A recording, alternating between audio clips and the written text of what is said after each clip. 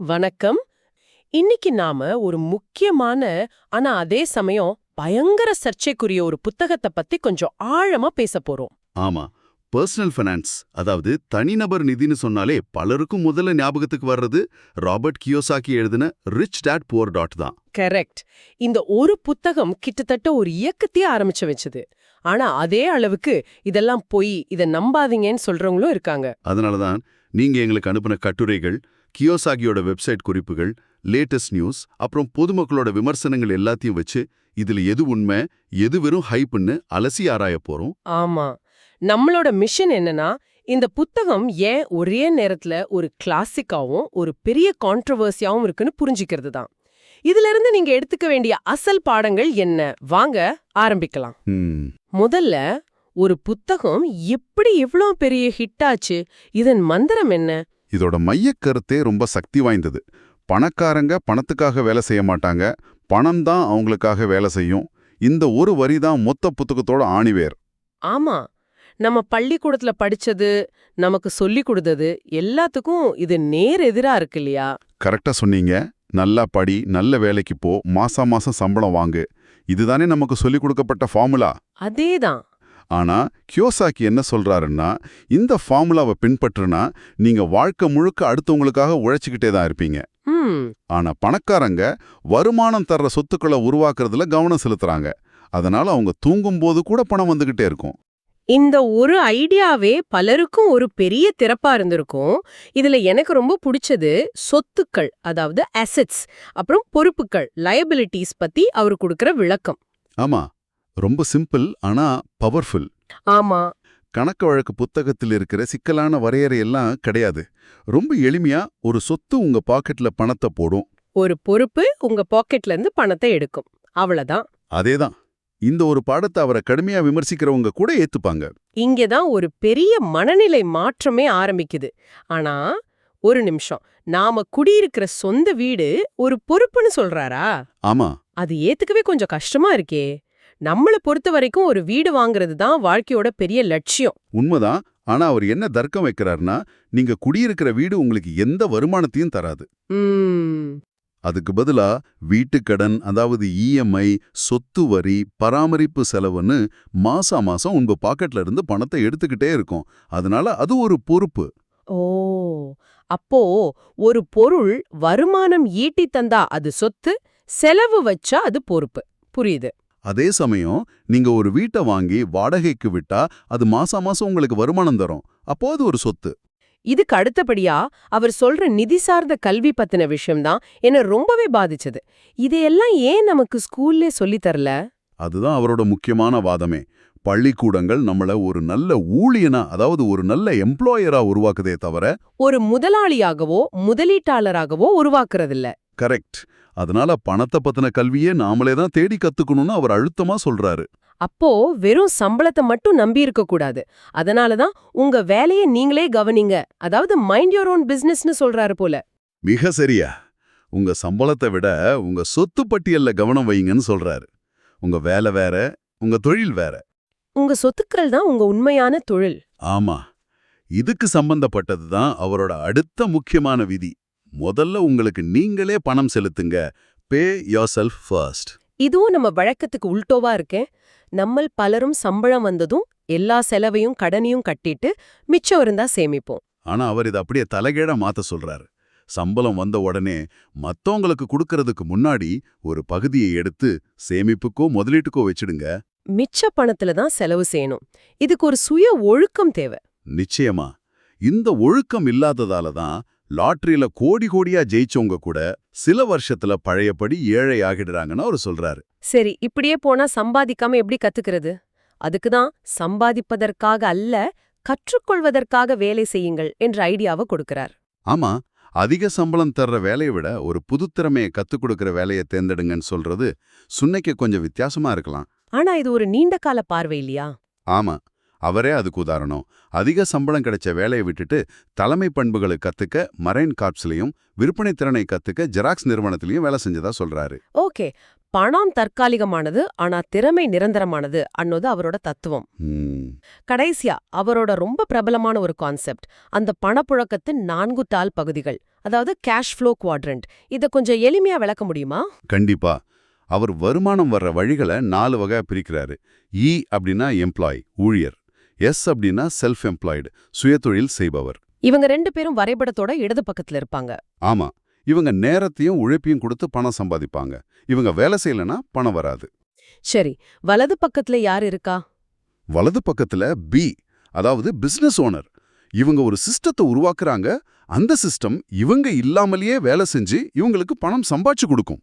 ஓ. அடுத்தது ஐ, அதாவது இன்வெஸ்டர். இவங்க பணத்தை முதலீடு செஞ்சு அந்த பணமே மேலும் பணத்தை சம்பாதிச்சு கொடுக்கும். அப்போ சுருக்கமா சொன்னா, நிதி சுதந்திரம் அடையணும்னா நாம இடது பக்கத்துல இருந்து வலது பக்கத்துக்கு நகரணும். அங்கதான் உண்மையான பாசிவ் இன்கம், வரி சலுகைகள் எல்லாம் இருக்கு. மிகச்சரியா. இதுதான் புத்தகத்தோட நல்ல விஷயங்களோட சாராம்சம். கேட்கும்போது எல்லாமே ரொம்ப நல்லா இருக்கு. வலது பக்கத்துக்கு போகணும்னு ஒரு ஆசையே வருது. ஒரு மோட்டிவேஷனல் ஸ்பீச் கேட்ட மாதிரி ஒரு ஃபீல். ஆனா இது நிஜத்துல எவ்ளோ சுலபமா? அப்படி இருந்தா எல்லாரும் இந்நேரம் பணக்காரராயிருப்பாங்களே. இதுல என்னதான் பிரச்சனை? ஏன் இத்தனை பேர் இந்த புக்க திட்டுறாங்க? கரெக்டான கேள்வி. அதுதான் இந்த புத்தகத்தோட இருண்ட பக்கம். முதல் மற்றும் மிகப்பெரிய விமர்சனமே அதுதான். இந்த புத்தகம் உங்களை உத்வேகப்படுத்தும், ஆனா வழிகாட்டாது. அதாவது இது ஒரு வை டு புக், ஆனா ஹவு டு புக் இல்ல. அதேதான். ஆமா, படிச்சு முடிச்சதும் ஒரு எனர்ஜி வரும். ஆனா அடுத்த நாள் காலையில எந்திரிச்சு சரி இப்ப நான் என்ன செய்யணும்னு கேட்டா பதில் இருக்காது. பட்ஜெட் எப்படி போடுறது, இண்டெக்ஸ் ஃபண்ட்ல எப்படி முதலீடு பண்றதுன்னு எந்த ஒரு நடைமுறை ஆலோசனையும் இல்ல இதுல. அது மட்டும் இல்லாம அவர் கொடுக்கிற சில ஆலோசனைகள் ரொம்ப ஆபத்தானவ. ஆமா, காலாவதியானவ கூட. உதாரணத்துக்கு வங்கி ஜப்தி செஞ்ச வீடுகளை வாங்கி உடனே விக்கிறது. அந்த ஃபிளிப்பிங் கான்செப்ட், பென்னி பங்குகள்ல முதலீடு பண்றது, வரி ஏலம், இதெல்லாம் ஒரு ஆரம்ப முதலீட்டாளருக்கு பில்குல் சரி வராது. நிச்சயமா, இதுக்கெல்லாம் நிறைய அனுபவமும் பெரிய முதலீடும் தேவை. அவர் சொல்ற பல விஷயங்கள் ரொம்ப ரிஸ்கா தெரியுது. அதுலயும் ஒண்ணு இருக்கு, அதை கேட்டா இப்போவும் நிறைய பேர் பயப்படுவாங்க. சந்தேகமே இல்லாம அது மல்டி லெவல் மார்க்கெட்டிங், அதாவது எம்எல்எம் நிறுவனங்கள்ல சேரச் சொல்றதுதான். ஆமா, விற்பனை திறமையை டத்துக்க இது ஒரு நல்ல இடம்னு அவர் சொல்றாரு. ஆனா இது ஒரு மிகப்பெரிய ஆபாய அறிகுறியா பார்க்கப்படுது. ரெடிட் மாதிரி ஆன்லைன் தளங்கள்ல பாத்தீங்கன்னா எம்எல்எம்ல பணம் சம்பாதிச்சவங்களை விட பணத்தை இழந்தவங்களோட சோக கதைகள் தான் அதிகமா இருக்கும். இது ஒரு விதமான ஈரசிக்கார அமைப்பு, அதாவது பிரெடேட்டரி சிஸ்டம் மாதிரி செயல்படுதுன்னு நிறைய பேர் சொல்றாங்க. உண்மைதான். இது இல்லாம புத்தகத்தோட துணியும் ஒரு பெரிய பிரச்சனை இல்லையா? ஆமா, படிக்கும்போது சில சமயம் ஏழையா இருந்தா அதுக்கு காரணம் நீங்க முட்டாளா இல்ல சோம்பேறியா இருக்கிறதா அப்படின்னு சொல்ற மாதிரி ஒரு ஃபீல் வருது. அந்த ஆணவமான துணி பலரையும் கோவப்படுத்துது. வறுமைக்கு பின்னாடி இருக்கிற சமூக பொருளாதார காரணிகளை அவர் சுத்தமா கண்டுக்கல. எல்லோருக்கும் ஒரே மாதிரியான வாய்ப்புகள் கிடைக்காதுன்னு உண்மையா அவர் வசதியா மறந்துடுறாரு. ஆமாம், இதெல்லாம் கருத்துக்கள் பத்தின விமர்சனங்கள். ஆனா புத்தகத்தோட நம்பகத்தன்மை வேலையே ஒரு பெரிய கேள்விக்குறி இருக்கு. குறிப்பா அந்த பணக்கார தந்தை, அவர் உண்மையிலே வாழ்ந்தாரா? இதுதான் இந்த புத்தகத்தை சுத்தி இருக்கிற மிகப்பெரிய சர்ச்சை. கியோசாக்கிக்கு வழிகாட்டுனதா சொல்லப்படுற அந்த பணக்கார தந்த கதாபாத்திரம் ஒரு கற்பனையே தவிர உண்மையான ஆள் கிடையாதுன்னு பரவலா ஒரு குற்றச்சாட்டு இருக்கு. என்னது? அப்ப புத்தகத்தோட மொத்த அடித்தளமே அந்த ஞானியான வழிகாட்டி கதாபாத்திரமே ஒரு கற்பனையா? அப்படி ஒரு சந்தேகம் வலுவா இருக்கு. அப்படி இருந்தா இது ஒரு சுயசரிதை மாதிரி இல்லாம ஒரு நீதி கதை மாதிரி ஆயிடுமே. அது மொத்த நம்பகத்தன்மையையும் காலி பண்ணிடும். கரெக்ட். கடைசியா இது எல்லாத்தையும் கூட முக்கியமான ஒரு விமர்சனம் இருக்கு. அதாவது ஆசிரியரே ஒரு தயாரிப்பு, the author as a product. இத கொஞ்சம் விளக்கமா சொல்லுங்க. அதாவது கியோசாக்கி அவர் புத்தகத்துல சொல்ற ரியல் எஸ்டேட் முதலீடுகள் மூலமா பணக்காரர் ஆனாரோ இல்லையோ, ஆனா பணக்காரர் ஆவது எப்படிங்கிற ஐடியாவை வித்துதான் உண்மையிலே பெரிய பணக்காரர் ஆனார்னு சொல்றாங்க. அதேதான், புத்தகங்கள், செமினார்கள், போர்ட் கேம்ஸ்னு அந்த ஐடியாவை ஒரு பிராண்டா மாத்திட்டாரு. அப்போ அவர் சொல்ற வழியில பணக்காரர் ஆனதை விட அந்த வழிய மத்தவங்களுக்கு சொல்லி கொடுத்து பணக்காரர் ஆயிருக்காரு. அதே மாதிரி எம்எல்எம் நிறுவனங்கள் தான் ஆரம்பத்துல இந்த புத்தகத்தை அவங்க உறுப்பினர்கள் கிட்ட விற்க சொல்லி பிரபலப்படுத்தினாங்கன்னு கூட தகவல் இருக்கு. ஓ, அப்போ அது ஒரு பெரிய சார்ந்த முரண்பாடு, கான்ஃப்ளிக்ட் ஆஃப் இன்ட்ரெஸ்ட். சரி, இது புத்தகம். அந்த மனுஷன் ராபர்ட் கியோசாகி இப்போ என்ன பண்ணிட்டு இருக்காரு? அது இன்னும் சுவாரஸ்யமான கதை. சமீபத்துல அவரு தனக்கு பெரிய கடன் இருக்குன்னு சொல்லி ஒரு பாம்பு போட்டாரு. ஆமா, சமீபத்துல இன்ஸ்டாகிராம்ல தனக்கு $1.2 பில்லியன் கடன் இருக்குன்னு அவரே அறிவிச்சாரு. என்னது? $1.2 பில்லியன் கடனா? எனக்கு கிரெடிட் கார்டு பில்லே சில 1000 வந்தா தூக்கம் போயிடுது. இவருக்கு எப்படி ராத்திரி தூக்கம் வருது? ஆனா அவர் அதை பத்தி கொஞ்சம் கூட கவலைப்படல. ஏன்னா இது நல்ல கடன், அதாவது குட் டெட்னு சொல்றாரு. நல்ல கடனா? ஆமா, ரியல் எஸ்டேட் மாதிரி சொத்துக்களை வாங்க பயன்படுத்தப்பட்ட கடன். மத்தவங்க பணத்தை, அதாவது அதர் பீப்புள்ஸ் மணியை ஒரு கருவியா பயன்படுத்தணும்னு அவரோட தத்துவம். நான் தோத்தா பேங்க்கும் தோக்கும், அது ஏன் பிரச்சனை இல்ல அண்ண மாதிரி ரொம்ப தைரியமான சர்ச்சைக்குரிய கருத்துக்களை சொல்றாரு. ஆமா, இவர் பணத்தை சேமிக்கிறதையும் எதிர்க்கிறாரு. தங்கம் வெள்ளின்னு வாங்கி வைங்க, அமெரிக்க டாலரை நம்பாதீங்கன்னு சொல்றாரு. சமீப காலமா அவரோட ஆலோசனைகள் இன்னும் தீவிரமா போயிட்டு இருக்கு இல்லையா? ஆமா, பொருளாதாரம் சரிஞ்சிடும், உலகம் அழிய போது, அதிலிருந்து தப்பிக்க இதையெல்லாம் பண்ணுங்கன்னு டூம்ஸ்டே கணிப்புகளை அடிக்கடி சொல்லிட்டு இருக்காரு. இது அவரோட பழைய ரசிகர்களையும் கொஞ்சம் ஆச்சரியப்பட வச்சிருக்கு. ஓகே, இவ்ளோ விஷயங்களுக்கு பிறகு நல்லது கெட்டது விசித்திரமானது எல்லாத்தையும் பார்த்தாச்சு. கடைசியா நம்ம நேயருக்கு என்ன சொல்ல வரோம்? இந்த புத்தகத்தை படிக்கலாமா வேண்டாமா? இதுதான் $1,000,000 கேள்வி. கண்டிப்பா படிக்கலாம், ஆனா சரியான கண்ணோட்டத்தோட. இந்த புத்தகத்தை ஒரு படிப்படியான வழிகாட்டி புத்தகமா பார்க்க கூடாது. இது ஒரு மனநிலைய மாற்றும் கருவி. ஒரு ஸ்பார்க் மாதிரி. ஆமா, பணம், வேலை, சொத்து பத்தி நம்ம காலங்காலமா நம்பிட்டு வர விஷயங்களை இது கேள்வி கேட்கும். ஆமா, ஒரு தொடக்க புள்ளியா இதை எடுத்துக்கலாம். குறிப்பா சொத்து, பொறுப்பு கான்செப்ட், பணப்புழக்கத்தின் 4 கால் பகுதிகள் மாதிரியான மன மாதிரிகள், அதாவது மென்டல் மாடல்ஸ் ரொம்ப சக்தி வாய்ந்தது. கரெக்ட். நீங்க அவரோட குறிப்பிட்ட முதலீட்டு ஆலோசனைகளை தூக்கி போட்டா கூட இந்த கான்செப்ட்ஸ் உங்க சிந்தனை முறையை மாத்த உதவும். ஆனா புத்தகத்துல சொல்ற ரியல் எஸ்டேட் ஃபிளிப்பிங், MLM மாதிரியான விஷயங்கள் அப்படியே நம்பி இறங்குறது ரொம்ப ஆபத்தானது. தேடி படிக்கணும். இது ஒரு ஆரம்பம்தான், முடிவல்ல. சுருக்கமா சொன்னா, ரிச் டேட் புவர் டேட் உங்க நிதி சார்ந்த பார்வையை மாற்றுவதற்கான ஒரு அருமையான புத்தகம்.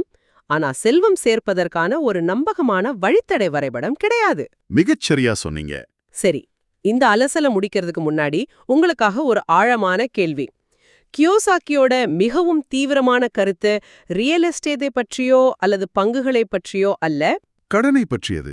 ஆமா, கடன்தான் பணம் என்கிறார் அவர். நம்மள் பெரும்பாலானோர் கடனை கண்டு பயப்பட வேண்டும் என்றுதான் கற்றுக்கொண்டிருக்கிறோம் இல்லையா? அப்படி இருக்கையில் கடனை ஒரு பொறுப்பாக மட்டும் பார்க்காமல் செல்வம் உருவாக்க ஒரு சாத்தியமான கருவியாக பார்ப்பது பற்றி நீங்கள் என்ன நினைக்கிறீங்க? உங்கள் வாழ்க்கையில் நல்ல கடன் மற்றும் கெட்ட கடன் ஆகியவற்றுக்கிடையேயான உண்மையான கோடு எங்கே இருக்கிறது? இது புத்திசாலித்தனமான உத்தியா அல்லது ஆபத்தான சூதாட்டமா? சிந்தித்து பாருங்கள்.